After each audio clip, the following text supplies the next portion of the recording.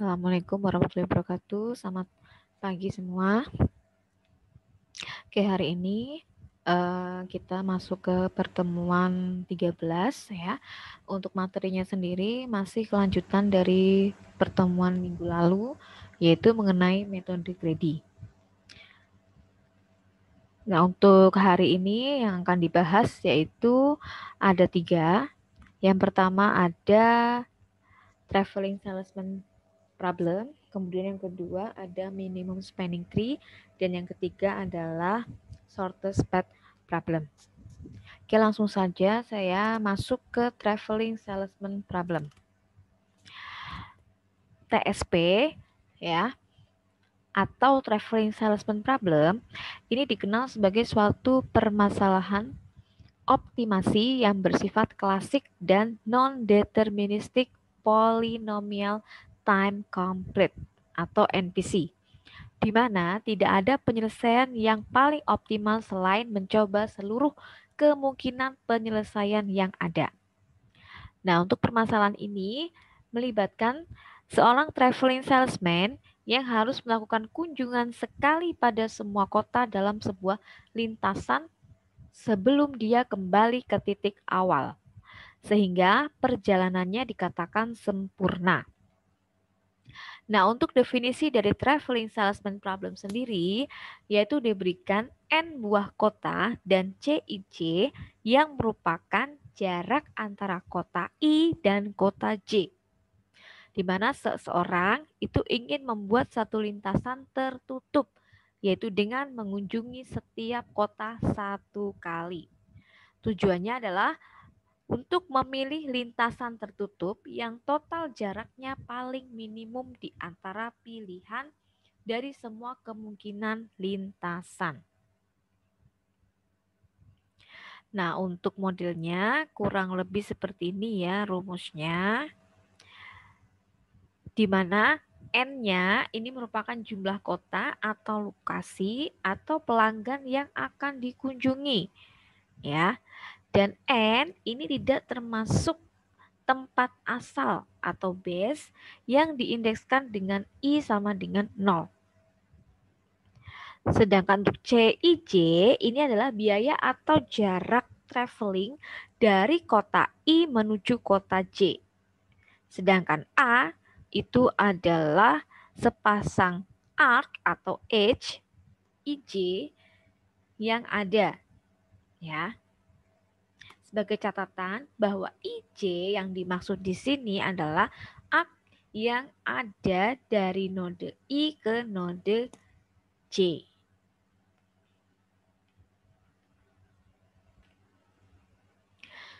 Nah, untuk aturan pada TSP sendiri, yang pertama, bahwa perjalanannya itu dimulai dan diakhiri di kota yang sama sebagai kota asal sales. Yang kedua, seluruh kota itu harus dikunjungi tanpa satupun kota yang terlewatkan.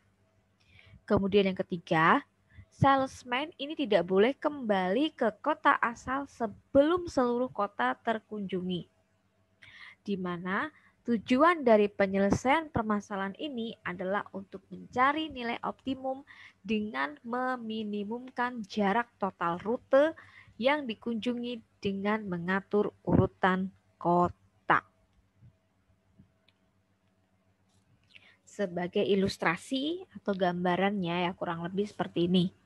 Jadi misal ada seorang salesman ini akan mengawali perjalanan dari kota A, ya, untuk mengunjungi seluruh kota, yaitu dari A sampai dengan F. Ya, ini untuk startnya, ini yang warnanya hijau, diakhiri di F. Nah, maka nanti dari studi kasus ini bisa didapatkan satu jalur kemungkinan, ya, yang paling optimum. Ya, ini sebagai contoh misalnya dari ini maka didapatkan yaitu dari A kemudian dia menuju E, F, C, D, B dan kembali lagi ke A. Ya. Dan hasil ini tentunya dengan mempertimbangkan antara jarak masing-masing kota, ya, sehingga bisa menghasilkan kombinasi urutan kota menggunakan jarak yang optimum. Nah, sebagai contoh, misal seorang salesman ingin mengunjungi N kota, di mana jarak tiap kota itu sudah diketahui. Nah, kita ingin mengetahui rute terpendek di mana setiap kota hanya boleh dikunjungi 1 kali. Nah, misalnya ada 4 kota dengan jarak yang tertera seperti pada gambar. Ya, simpul ya, ini ada 4 kota, disimpulkan A, B, C, dan D. Kemudian ini masing-masing angka ini adalah jaraknya. A ke B ini 8 ya, kemudian A ke D 7, B ke C 5, D ke C ini 6, kemudian A ke C 3, dan D ke B ini 4. Maka untuk menyelesaikan kasus tersebut ya, nah kita bisa menyusun ya urutan dari simpul-simpul ini ya sesuai dengan ini jaraknya. Ya, kita akan mencari yang paling optimum. Maka kita bisa menggunakan misalnya A, B, C, D. Ya, A, B, C, D. Nah, berarti dari A ke B itu 8. B ke C itu 5, maka 8 ditambah 5 itu 13. Kemudian dari C ke D itu 6. Maka hasilnya adalah 19. Ya, itu kemungkinan pertama. Kemudian bisa juga menggunakan A, B, D, C. Nah, A, B, D, C. A ke B 8, B ke D 4. Maka 12. Kemudian D ke C 6. Maka hasilnya adalah 18. Jadi ini hasilnya 19, yang ini hasilnya 18. Maka kita akan mencari alternatif yang lain yaitu A, C, B, D. Nah, A, C, B, D. A ke C 3. C ke B 5. 3 dengan 5, 8. Nah, 8 kemudian B ke D 4. Hasilnya adalah 12. Nah, maka untuk yang ini adalah hasilnya 12. Dan seterusnya. Nah, untuk mengetahui jumlah seluruh kombinasi dari abjad-abjad ini, ya, rute-rute ini, maka kita bisa mendapatkan sebanyak N faktorial. Ya, ini tanda faktorial. Maka di sini ada berapa? Di sini ada 4 kan, 4 kota. Maka 4 faktorial. 4 faktorial, maka 4 dikalikan 3, dikalikan 2, dikalikan 1. Maka nanti total kombinasinya itu ada 24. Ya. Ada 24. Nah, ini sebagai contoh tadi ya, yaitu pilih keadaan awal misalnya ABCD, maka panjangnya sekian. Kemudian kita cari lagi menggunakan ABDC. Ya. Itu hasilnya 18. Kemudian nanti kita mencari lagi ya rute-rute yang lain sehingga nanti akan didapatkan solusi yang terbaik. Itu untuk menemukan lintasan terpendek dari kota yang dilewati. Nah, maka tadi saya bilang menggunakan N faktorial. Nah, 4 faktorial sama dengan 24, maka akan mendapatkan 24 lintasan. Ya. Nah, nanti akan terlihat panjang lintasannya dari macam-macam ini. Ya. Nah, itu yang paling ada yang paling besar dan ada yang paling kecil. Nah, dari lintasan-lintasan ini maka didapatkan solusi optimumnya adalah nilainya paling kecil yaitu 12. Nah, 12 itu dia ada pada lintasan ACBD atau bisa juga menggunakan DBCA. Itu. Ya. Ini contoh untuk yang TSP. Traveling Salesman Problem. Kemudian yang kedua yaitu minimum spanning tree. Untuk satu jaringan dengan n node, spanning tree itu adalah sekumpulan dari n-1 arc yang menghubungkan semua node dalam jaringan dan tidak mengandung loop. Minimum spanning tree ini menghubungkan jaringan kabel listrik yang menghubungkan sejumlah lokasi dengan panjang kabel yang digunakan sependek-pendeknya, di mana biasanya digunakan untuk perencanaan jaringan transportasi atau distribusi barang. Ya. Nah, pada minimum spanning tree sendiri ini terdapat sejumlah algoritma, ya. Namun biasanya yang lebih banyak dikenal, ya, itu adalah algoritma Prim dan algoritma Kruskal. Nah, di sini saya akan menjelaskan salah satu, yaitu algoritma Kruskal.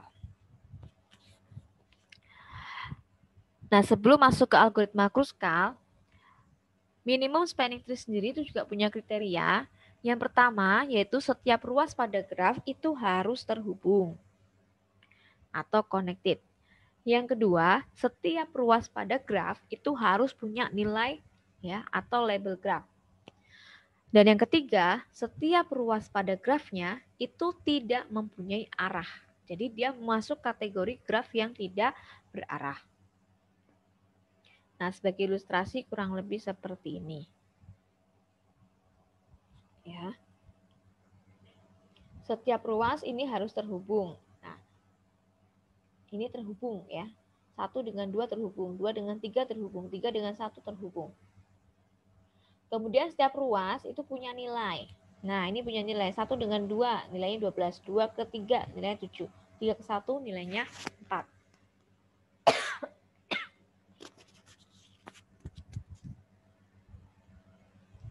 Kemudian yang ketiga, setiap ruas ini tidak punya arah.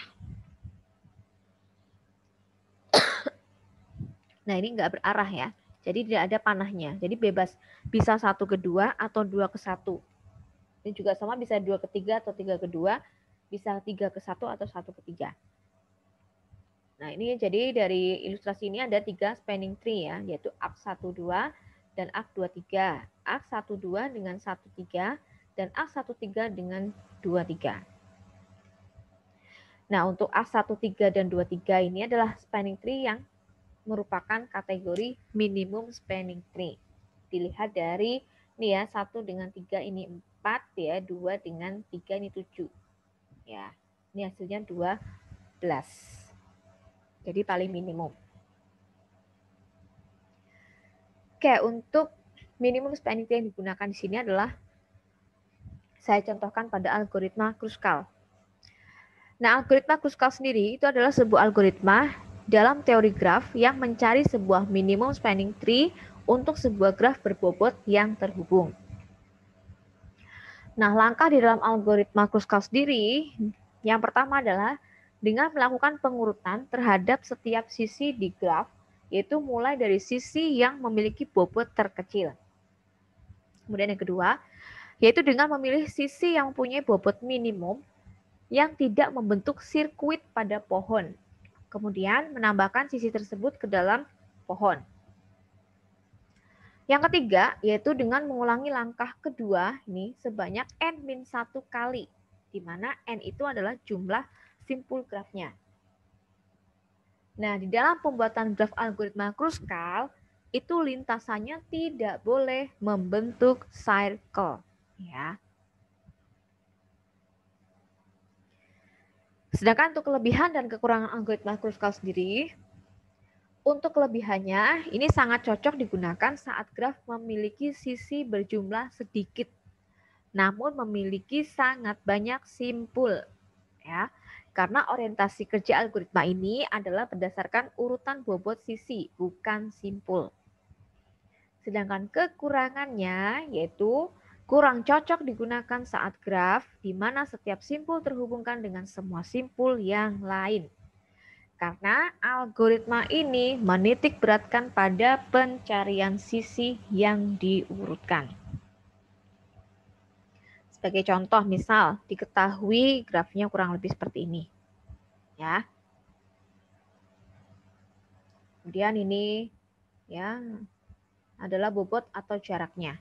Maka caranya kita membuat dulu ya, kita susun dulu berdasarkan nilai yang paling kecil. Maka kita buat di sini paling kecil berapa? 1. Jadi ada 1, kemudian 2 ya, 4, kemudian 7, 8, 9, 10, 11 dan 14. Nah, kita buat dulu dari yang paling kecil yang nilainya 1. Nah, 1 itu menghubungkan apa? Yaitu H dengan G. Maka kita tuliskan H dengan G. Kemudian yang kedua ada I dengan C. Ya, dan G dengan F. Maka kita tulis di sini. Selanjutnya 4. 4 itu juga ada 2, yaitu A dengan B dan C dengan F. Ya. Selanjutnya adalah 7. 7 juga sama ada 2, yaitu H dengan I dan C dengan D. Kemudian 8. 8 juga ada 2, yaitu B dengan C dan A dengan H. Kemudian 9, yaitu D dengan E. 10, yaitu F dengan E. 11, itu adalah B dengan H. Dan 14, yaitu D dengan F. Nah, setelah tersusun seperti ini, kemudian baru kita buat. Yang pertama adalah yang nilainya paling kecil ya. Jadi kalau kruskal kita cari yang bobotnya paling kecil, yaitu 1. Maka kita beri garis ya, yang kita lewati. H dengan G, 1. Selanjutnya kita pilih yang nilainya 2, yaitu I dengan C. Ya. Kemudian kita pilih lagi, 2 ada lagi, yaitu G dengan F. Setelah itu kemudian yang keempat, yang nilainya 4, yaitu A dengan B. Setelah A dengan B, kemudian C dengan F. Nah, kita pilih dengan C dengan F. Selanjutnya adalah C dengan D. Ya, 7. Nah, kemudian selanjutnya adalah H dengan I. H dengan I apakah kita ambil? Tidak. Kalau kita ambil berarti akan membentuk tertutup. Ya, buat satu sirkuit yang tertutup. Nah, maka tidak. Kita tidak ambil. Selanjutnya adalah yang nilainya 8. Nah, 8 yang kita ambil adalah B dengan C. B dengan C. Kemudian bagaimana untuk A dengan H? Nah, untuk A menuju H tidak kita ambil. Karena kalau kita ambil, nah ini akan membentuk satu sirkuit juga. Maka tidak kita ambil. Selanjutnya adalah D dengan E. D dengan E. Yang 9. Ya, kemudian yang 10 kita ambil, tidak. Kalau kita ambil berarti ini akan membentuk satu sirkuit ya, tertutup nih. Tidak kita ambil. Kemudian yang 11 juga tidak kita ambil ya, karena nilainya besar, apalagi 14 itu juga tidak. Ya. Maka hasil akhirnya adalah kurang lebih seperti ini.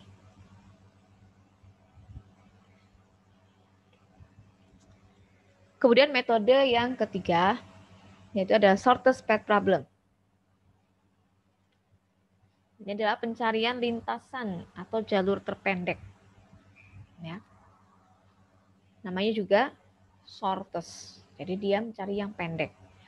Nah, biasanya untuk shortest path problem itu menggunakan algoritma Dijkstra. Kemudian graf yang diacu biasanya adalah graf berbobot. Dan lintasan terpendek di sini artinya adalah minimalisasi dari bobot pada satu lintasan di dalam satu graf. Sedangkan untuk implementasi shortest path, simpul pada graf di sini merepresentasikan kota.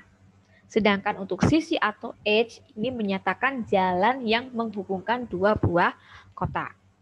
Sedangkan bobot itu merepresentasikan jarak atau waktu tempuh antar dua buah kota.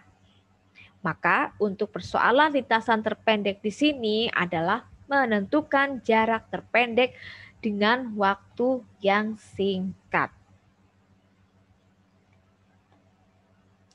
Nah, untuk jenis shortest path sendiri, ya, ini ada beberapa. Ya, jadi ada beberapa persoalan mengenai lintasan terpendek. Yang pertama ada lintasan terpendek antara dua buah simpul tertentu. Kemudian yang kedua ada lintasan terpendek antara semua pasangan simpul. Yang ketiga yaitu lintasan terpendek dari simpul tertentu ke semua simpul yang lain. Dan yang keempat adalah lintasan terpendek antara dua buah simpul yang melalui beberapa simpul tertentu. Sedangkan untuk kriteria shortest path problem, ini ada 3. Yang pertama, setiap ruas pada graf itu harus punya nilai atau label. Yang kedua, yaitu setiap ruas pada graf tidak harus terhubung. Ya, jadi kalau di minimum spanning tree itu harus connected, tapi kalau di shortest path problem itu tidak harus terhubung. Dan yang ketiga, setiap ruas pada graf itu harus punya arah. Ya, jadi karena berarah maka ada tanda panahnya. Sedangkan pada minimum spanning tree itu tidak berarah. Maka tidak ada tanda panahnya. Dia bisa bolak-balik. Sebagai contoh misalnya ini. Ya, jadi tidak harus tertutup. Makanya ini terbuka. Ya, ini ada ya. Simpulnya ada 6 ya. A, B, C, D, E, F ini. Ya, kemudian ini adalah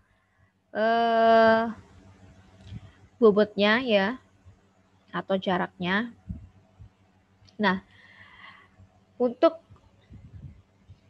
shortest path problem, nah kita akan buat satu persatu ya dari gambar ini. Penyelesaiannya.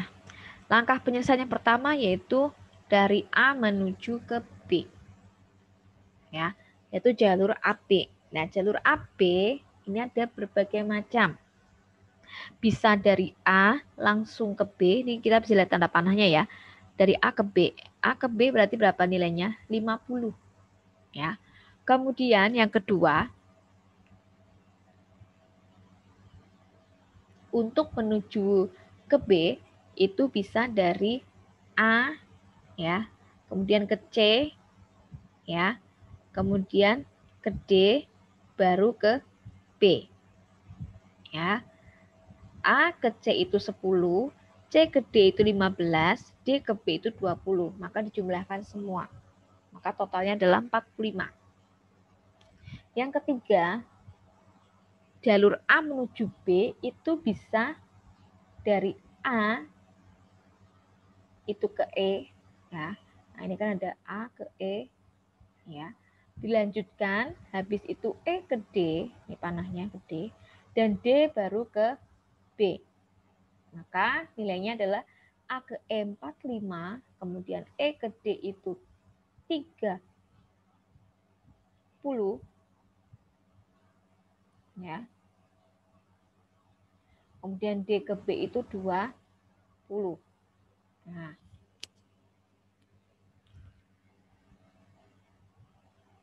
maka didapatkan 95.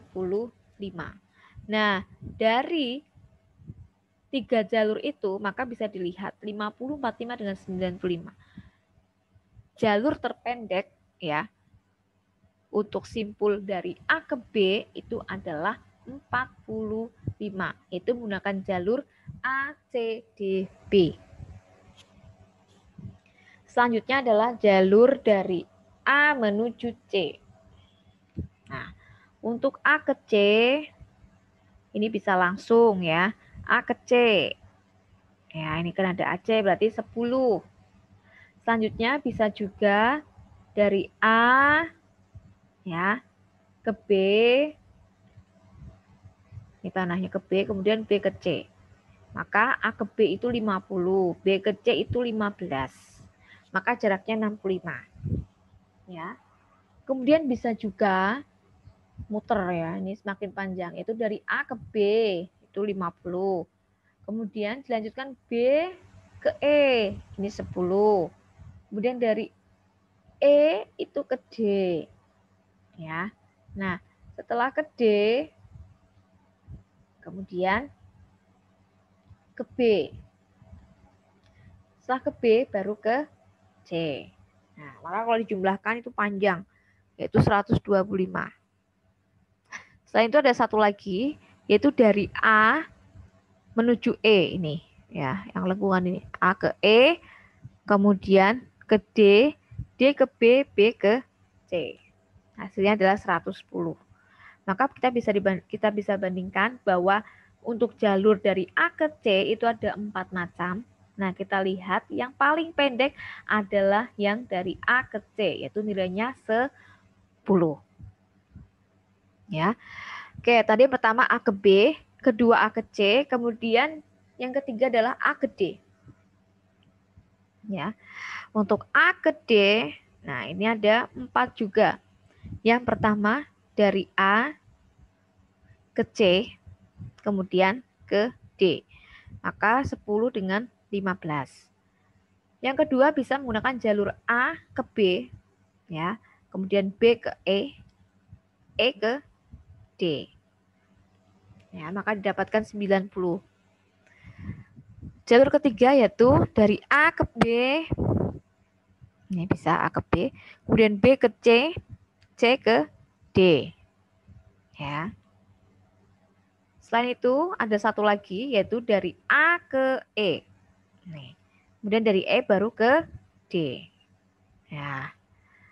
Kemudian kita bandingkan 25, 90, 80, 75. Maka jalur yang paling pendek adalah jalur menggunakan ACD yaitu 25.